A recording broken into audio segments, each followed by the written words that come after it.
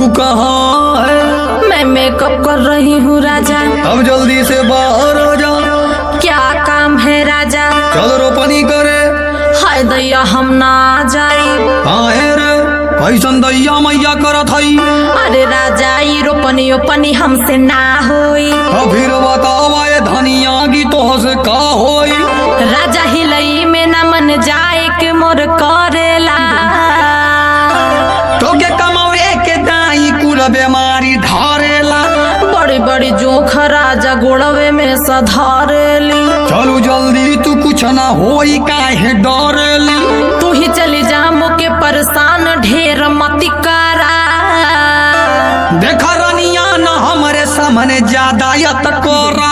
होय सुकुआर हमसे रोपने जानी करावा हो। चुपचाप चला ढेर हमके मत सिखावा हो। राजा हो बदरी वाला घाम बहुत लागेला। तू तो तैयार रहेली हमेशा भागेला।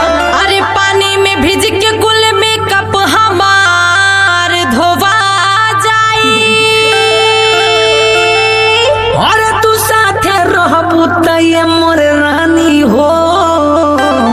दियो हमार ढोआ जाई। बक हम ना ढो।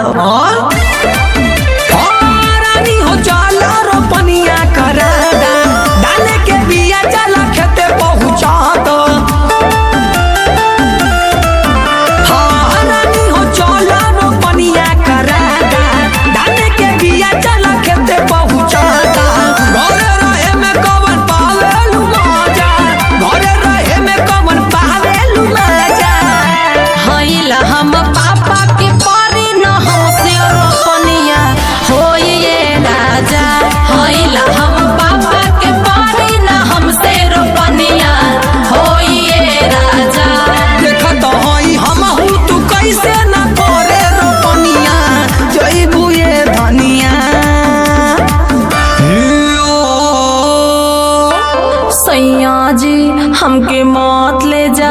तू नाही के तनो करबू पर न छोड़ब हो। जय राजा तू घर दुआर हम अगोरब हो। तोहे हम घर अगोरे खातिर ना लियनी हो। तो हम का रोपनी तोहर करे खाती ओइनी हो। अरे मारा खौ की टमार दे के काहे घाव के ली। पूरा घर भर में खाली हम ही तोह के लौकेनी। हाई मोरा बात एक ठेकान खोली के सुनीला हो। हई महारानी अपने घर के हमके चिन्हिला हो। हत महारानिया नहीं के ज्यादा हम खटाइला। केहू के रोपे के जिम्मा ना हम उठाइला। देखत हई तो हर जबान ज्यादा चलता। करब ना काम देखा देह हमारा गलता।